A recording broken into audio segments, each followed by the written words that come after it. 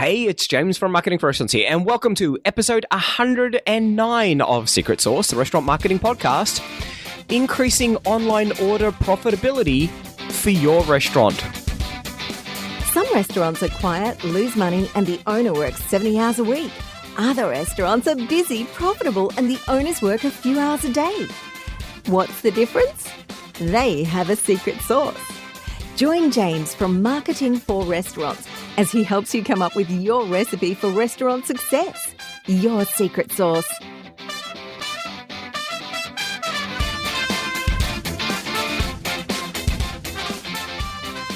Ladies and gentlemen, welcome back. I hope you got a lot out of our three-parter restaurant SEO tips for your restaurant website. I had no idea that it was going to go. I really had every intention of squeezing it all into 1.5 hour episode. That was crazy talk.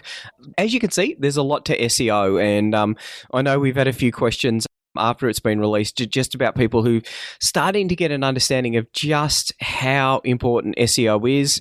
I don't think I mentioned it in that podcast. I've mentioned it before, though. We always view SEO as the silent killer. When you get it wrong, Google Analytics will tell you how many people go to your website. Google Analytics won't tell you how many people could have gone to your website but went somewhere else because your SEO was crappy. Important fact that you need to be thinking about. So you want to make sure that your SEO is great. You want to make sure that you're not getting one of these guys who's going to charge you $2,500 a month for doing SEO. It really is one of those things that you go in, do a bit of a tune-up, then, leave it to you to create some content. It's not something that gets done on a monthly basis, I don't think. I've spoken to probably hundreds of restaurants who've had these sort of contracts, and you know what? None of them can really understand what it is, and they can't really point to any... The interesting thing I find is that you stop the contract and you get the same amount of traffic. That's always a funny thing. Really sort of highlights the fact that there's not that much value in there. Now, we're going to start talking today about online ordering. This year, we've hit the ground running. We're employing more staff where, the team's growing all the time. And I've been talking to a lot of restaurants, and there is still a significant amount of confusion out there about online ordering. There's a lot of fear, there's a lot of uncertainty, there's a lot of doubt. It's interesting. So in Australia, just a couple of weeks ago, Restaurant and Catering created a handbook on how to manage online orders. And I thought it was really interesting. So they talked quite a bit about Menulog. They talked about Deliveroo. They talked about Uber Eats. Now, fun fact, Menulog are a sponsor of Restaurant and Catering. So obviously there was no mention of the free restaurant online ordering system. We can't really pay to get mentioned in a booklet for a product that we give away for free and that we make zero revenue out of. We'll talk, I guess no surprise there, we're going to talk about the free restaurant online ordering system. But, the other thing that I thought was amazing was that and it really kind of says something, I think, there was no mention of POS systems. So there's a lot of people out there, a lot of POS system companies that are doing online ordering now. Now, some of them do a good job, some of them do an ordinary job. But it is definitely one of the options. It's definitely something that you should be thinking about. We're doing more and more work on integrating with other POS systems. So we've got InPOS and a few others out there. Some people don't need integration, some people do. But I think the fact that the POS guys are doing online orders, I think it definitely warranted a mention in any sort of guidebook as to how you should be managing online orders. So we're going to talk about a few things. We're going to look at who the players are in the industry. We're going to look at the way that online ordering used to be. We're going to start thinking about how things need to be within the kitchen. And then we're going to go and look at just really nail down some of the options that you've got when it comes to profitability, because I don't want anyone shipping out an order at a loss and either not realizing that they're shipping it out at a loss or not really understanding why they're shipping it out at a loss. You can definitely ship them out at a loss if it's part of your big grand plan. And there's some people who, with some really quite funky grand plans out there, who are shipping stuff out at a loss, but you've got to understand why you're doing it. And far too many people don't know that. And this is why we're seeing more and more restaurants closing up, because they haven't got a good grip on the profitability. And, I've spoken to a couple of restaurant owners after the fact, and these are people who are doing big volumes. $5,000 a week plus in online orders. And I know that there are some people out there who would kill for that kind of capability. These people were killed by the fact that they were doing $5,000 a week, and it was because they were shipping them at a loss. You got to understand the numbers. Alrighty, so one of the big changes that we'll start off with is the fact that there's a lot of talk about how people like Uber Eats and Deliveroo have really created this delivery phenomenon. And I think this is where we really need to start. I've been doing a little bit of research, really keen to hear from anyone else, but I think it's around the 1950s that restaurants, a couple of pizza restaurants who started doing delivery. Okay, this is not new. It's been around for potentially 70 years. What is new that they've moved it, probably up the value curve a bit. And I think that there's two elements of that. Firstly is that they have done the delivery component. And we all have to think about that. Delivery is, for a lot of restaurants, not the first thing that they do. The first thing that they do is either create food or create awesome experiences for their customers. And delivery, the logistics component, getting the food into the hands of the person who is not on the premises of the restaurant, that is not second nature to many restaurant owners. The other part of the trend is that we're seeing more and more restaurants who are moving up the value chain, the more expensive restaurants, they're moving into delivery because of their struggling profitability. And this is something that needs to be understood as well. You now have customers who are being fought over by just a lot more restaurants than your typical Indian, Chinese, and pizza delivery types. The thing I always like to think about is, what is the product that you're offering? So when you're doing either pickup or delivery, then the product is numerous things. So for us, when we get food delivered, it's because I'm lazy and convenience. We typically do it on a Friday night. I'm usually pretty tired because I've worked a long week. Today's Saturday, so I normally do a 6-day week, which is exciting. I'm pretty tired on the Friday night, so I'm looking for convenience and I'm looking to have a bottle of wine with my food, and I don't want to have to organize a babysitter, and I don't want to have to organize have to worry about drink driving as well. So that is the product that I am being offered. It doesn't really matter how good the restaurant is. We would not go out on a Friday night just because of the fact that I'm too tired. So the product that you're being offered is convenience. I want something that's going to be very quick. So we put the order in. That's really our only involvement. It's the same order every week, pretty much. And so there's a couple of components out of that statement, and I would view myself as being moderately representative. So some people have their takeaway night on different nights.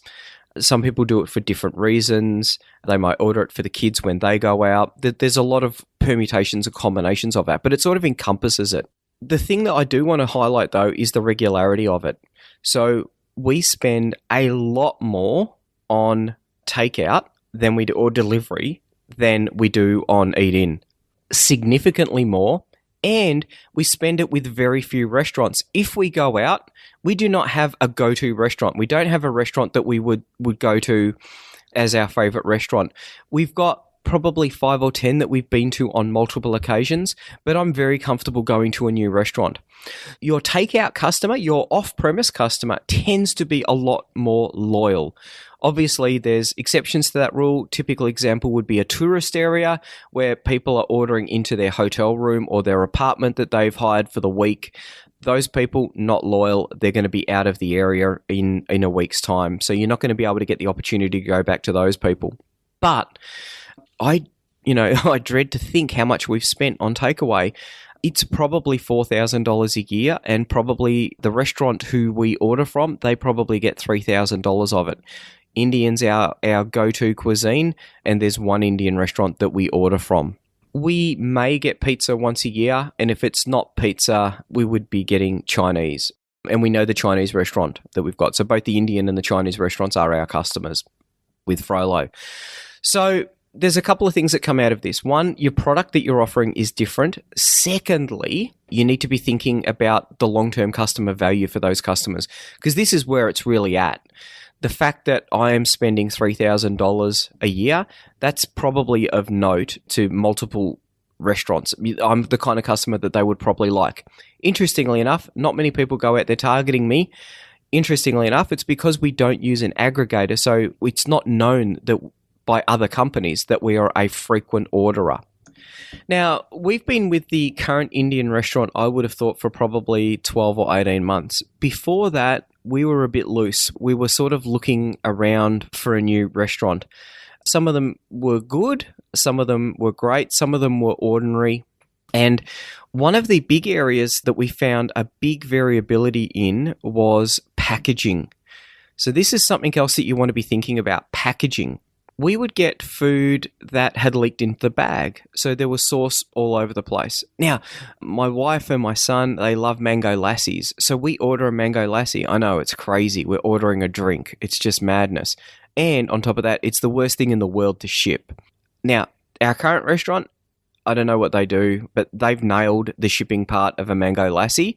Got to tell you, there are other people out there who have not. On multiple occasions, we got half a mango lassie in a cup, half a mango lassie all over the bag, and probably 1% of the mango lassie dripping on the floor as we took it into the kitchen. You'd think it was pretty easy to do. There was a lot of people who struggled with that. A lot of people definitely struggled with keeping the sauce in the container. That often ended up all over the place. Some people wrapped it in Glad wrap. Some people wrapped it in foil, which I thought was very expensive and wasteful. Have a think about the packaging that you're putting in. I've spoken about this before. Having a pizza pie, specifically thinking about Giordano's in Chicago. Now, they've got a traditional pie, so it's entirely encrusted in pastry, and the pie's on the inside. That was born and bred for delivery. That's the perfect solution. So obviously it comes in a pizza box, but the problem with a pizza box is often if it gets squashed, then half of your topping ends up on the pizza box when you open the pizza box. And there's people who play around with the little plastic duvers to sort of keep the box up. That may or may not work. There's a few issues in there. On top of that, you've got issues with temperature. Fully encrusted pastry case, that's going to keep the temperature up of the pie so that you know that when it gets into someone's gob hole in their home, it's going to be really piping hot. There is, I think, a lot of work that can be done around making sure that the food, and I'm actually talking about new products being engineered. It's the race to the swift. I think there's a lot of ways that people could be coming up with better ways of packaging their food, where the packaging is actually part of the food. I am surprised that, some of the big food manufacturers aren't doing more work in this space. Potato manufacturers, vegetable manufacturers, pastry, obviously, there's lots that can be done there. But you need to be thinking about the packaging. What is it actually going to get like when it gets to your place? And this is one of the things I find it really interesting. There's so many people who are doing burger deliveries at the moment.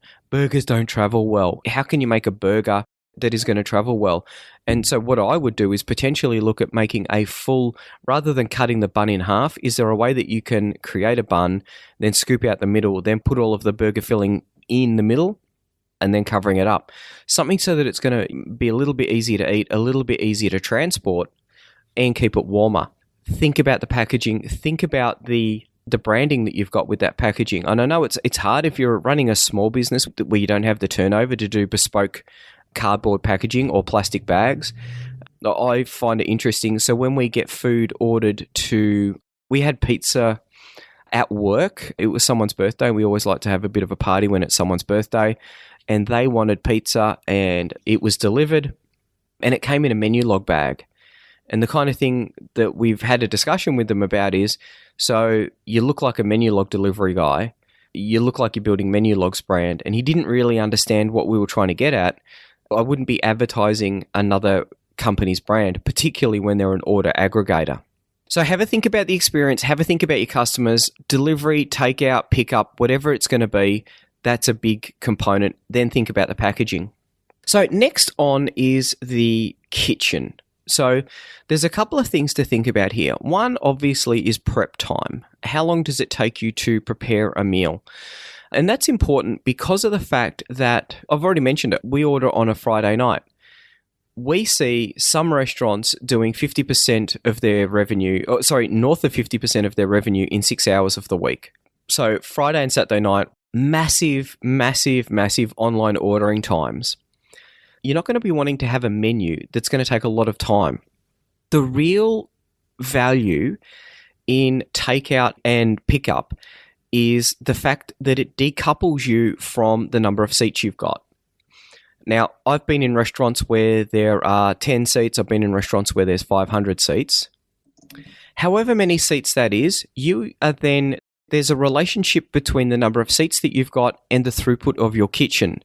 So if you've got a massive kitchen and a tiny dining room, then you're going to have spare capacity. And the huge opportunity is to use that spare kitchen capacity to use that spare capacity to handle online orders, because they're not going to tie a seat up. And this is really interesting because we see people who've got the opposite problem.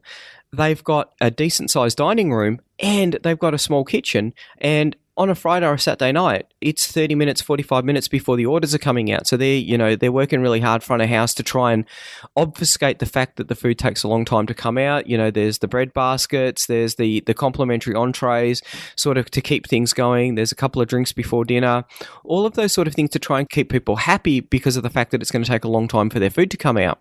They should not be doing online ordering.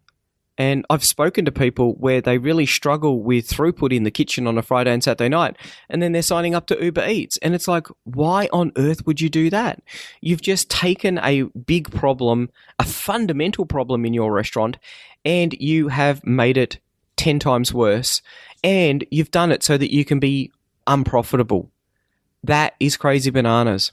So ideally, when you are starting your plan, before you've signed the lease, you're going to be looking at the size of the kitchen and you're going to be looking at the throughput that you can do. Now, of course, there are people who are going to be listening to this thinking, oh, crap, that's us. So the next step then is to look at the menu. What are the items that take a long time? Now, if there's items, and I've seen it, we've had this conversation with people, we've got this menu item and it takes a long time and it's a real pain on a Friday night when people are ordering it. You know what? I would take that off the menu on Friday night. So take it off the main menu and have it as Thursday night special. The people who are a fan of that item will come in on Thursday night or Wednesday night. You're freeing up capacity in the kitchen. This is particularly important if you're one of these restaurants that is struggling to get the food out on a Friday and Saturday night. Why don't you make life a little bit easier for your kitchen team by removing those fiddly or long time menu items? Put them onto the Tuesday or Wednesday night when there's plenty of capacity. So now that you've had a think about which menu items, and it doesn't matter if you've got a couple of ones that take a bit of time but they're not that popular. You're going to be looking at the big throughput items, the most popular ones that you're going to be doing, and how you're going to be able to get them prepared nice and quickly. Now, the next part of it is delivery or pickup. So you've got a menu that you can smash through as many of them as you can, and you've got the kitchen with the spare capacity to be able to do that. So you now want to take advantage of that spare capacity. In the old days, you used to be able to get a 10% discount if you did a pickup order. So you'd phone ahead, this was before the internet, and you'd sit there waiting for the food, then they'd bring it out and you would take it home and you got a 10% discount. Now that was partially because of the fact that you were decoupling from the number of tables, partially because of the fact that there's no front of house staff component to that order. So it's actually more profitable for the restaurant. That's kind of disappeared because of the fact that all of the online ordering systems so far are always clipping the ticket on the way through, and the restaurants are trying to maintain that profitability. That offer was only available when it was pick up. This goes to the heart of one of the really interesting components, and we talked about it when we analysed Domino's Pizza. And, say what you say about Domino's Pizza, it's not great pizza, we all know that, but I think they're the smartest guys in the room when it comes to delivery. They're a massive player in that space. Let's just have a look at the way that they structure their food. Alrighty, so I just paused then, and I've gone and placed 2 orders. I've got them side by side. I ordered 1 big Philly cheesesteak and 1 pepperoni. So pick up $18.85 for the big Philly and $5 for the pepperoni. Now, go to delivery. The big Philly cheesesteak is $23.35, so that's an extra $5. And the pepperoni, get ready for it, people, $18.95. So the grand totals for the two are $23.85 for pickup and $42.30 for delivery. That is just absolutely amazing, I reckon. They're charging $13 more, or actually $14 more for a pepperoni. So that $5 pizza turns into a $19 pizza. They're charging almost $19 more across the order. Now, there's 2 schools of thought here. I don't actually know what it is that they're doing, but they're either charging for the actual price of the delivery, or they are driving me to think, holy cow, that's $42. What's going on here? Maybe I'm just going to go and pick it up. and then I'm going to go back to the start of the order and I'm going to select, let's go pick up instead. And they'll do that. Because, the amazing thing about this, and I think that this really shows the maturity of their online ordering process. There's no delivery fee. Okay? There's no mention of delivery fee at all. And I think it's because of the fact that people don't like a delivery fee. What they do like is the fact that it's different pricing. And I think people sort of work it out and then they go, yep, I'm going to go and pick it up because for $23 I can have a big Philly cheesesteak and I can have a pepperoni, as opposed to spending $42. It's almost double. And this is an amazing difference, I think, when it comes to the two offerings. This is something that you need to think about. Now, the easiest way that you can jump on this bandwagon is, of course, to do pickup only. And we are seeing pickup only as being a huge trend in the online ordering space, is people who don't want to deliver. They want to be able to offer the flexibility. They've got spare capacity in the kitchen. They've got product that's going to travel okay. But they don't want to go that next step of providing the last mile, delivery into the person's home. So what they're doing is they're making a pickup. There are restaurants near us, if their food was okay, I would work out how we would do it, but I would go and pick it up from them. But we don't have to think, we're lucky because the people that we order from, they do delivery. Now, not everyone is going to be like that. And to tell you the truth, there'd be some nights where I'd be like, oh, you know what, I can't be bothered. I just want someone to bring my food to me. But often I would say, I will go out. I'm just going to duck out. It's only going to be 5 minutes. I'll go out and grab it. So there are an element of the customers. Are you going to be able to address the total market? No, because some of the market is lazy like me and they're going to want the food brought to them. But there is an element of the market, and this would be me on some occasions when I've got a bit more energy, who would be prepared to come and pick the food, the pizza, the Indian, the Chinese, whatever it is, they'd be prepared to pick that up from you. And this is part of the market that more and more people are actually getting into. Now, a fun fact with Domino's Pizza, when you first order that big Philly cheesesteak, when it's the single pizza and it's for delivery, it's $26.35. So when you add a second pizza in, when you add that pepperoni in, that pepperoni comes in at $19, so that's $14 more expensive. FYI, it's nearly 4 times as expensive to get it delivered. But the price of the cheesesteak goes down to $23. And then, of course, when you go and pick it up, it comes down to $18. So I'm suggesting that they're probably charging about an $8 delivery fee. I think that's the hard cost that they're looking at. But wow, from a variable pricing point of view, how amazing is that? The other thing that I think is really amazing is that they are very, very, very uninterested in shipping me a pepperoni pizza. If I just want a pepperoni, which is from their value range, then they really want me to pick it up. And I'm very, very, very convinced that this is the fact that this is a loss-leading item. They advertise the $5 pizzas, but really they're very, very limited in what they're going to do to provide you with a $5 pizza. You have got to go and get it. Otherwise, they're actually going to charge the real price for it. And I think the thing is that they will know out of their customer purchasing habits is that people are very, very, very unlikely to order just that one pizza. So what they're looking to do is to get those upsells and the cross-sells so that they can make the transaction profitable for their franchisees. But amazing, some very sophisticated pricing modeling that's gone in there. And you can see that because there's 3 prices for a big Philly cheesesteak. Interesting. Now, the last thing that I want to talk about with this is, let's just leave it with pickup only. We're going to start talking about our Sunday night. So on a Sunday night, we are highly likely to have fish and chips. I would say that occurs probably about 60% of the time. So we might cook something light or we might be out, but if not, we're probably going to have fish and chips. The kids love it. I quite like it. So does Tina. Once again, so our standard order, about $50, not as high as with Indian, but, about $50. I mean, fish and chips obviously doesn't keep very well. So we're happy to have a bit of Indian in the fridge for lunches through the week. Fish and chips obviously doesn't keep well. Now, the interesting thing with that is that we have to pick it up. So that every time we go and pick it up.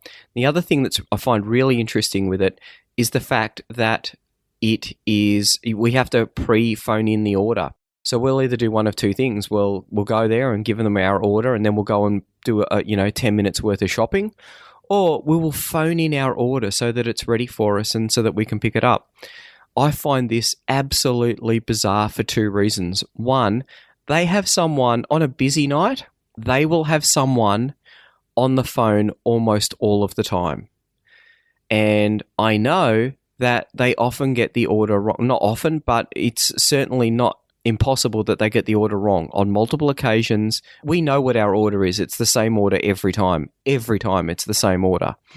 But they'll have forgotten something or they'll put the wrong thing in and you just think, oh God, how hard can it be? Now, of course, it's a verbal order, so we don't get any confirmation of it. The thing that's also really interesting is that all they know is that it's an order for James. And it's a family pack with a couple of other add-ins in there. They don't have any more details. So there is nothing that they can do from demand generation point of view. They can't drive us to maybe, what would it take for us to order on a Wednesday night? What would it take to, and sometimes Sunday night's pretty busy for them as well. If they looked at the patterns, if they analyzed it, they would start to see that we're highly likely to order on a Sunday night, but there's nothing that they're doing to try and draw us into midweek when they're probably really quiet. Really interesting how they're missing out on some of the technology. And so some of those tools, they would be available in Frollo for them. That would be quite easy for them to be able to use. When you're using a tool like Frollo, then obviously there's two advantages. One, the order is written down and it's recorded so that everyone's got a copy of, everyone knows what it is. So an email goes back to the customer or an SMS, and you get the printed docket, you get the email, however you get it on the mobile phone, however you want to receive the order, you get it in there. Everyone's got that one idea and everyone knows what it is. And because we've had issues in the past, I remember a couple of years ago, there was no rice and it was kind of like, they've forgotten the rice. And then Tina looked at the order and she goes, no, you know what? I'm an idiot. I forgot the rice. So we knew that was our mistake. We're not ringing up the restaurant. And the last thing that you want to do is ring up a restaurant and say, where's my damn rice? And they're going to say, you didn't order it. Like, of course they're going to say that. It really was our fault. We didn't ring up and abuse the restaurant because we knew, well, we wouldn't have done that, but we might have rung up to complain, but we knew that it was our fault. The other thing I think is absolutely critical is you've got to be building that database. And, there are restaurants out there with, thousands of people who have ordered from them in their email database. This makes it trivial to send out high value emails. That you might send out an email that's going to bring in $10,000 worth of orders over a month with some sort of special.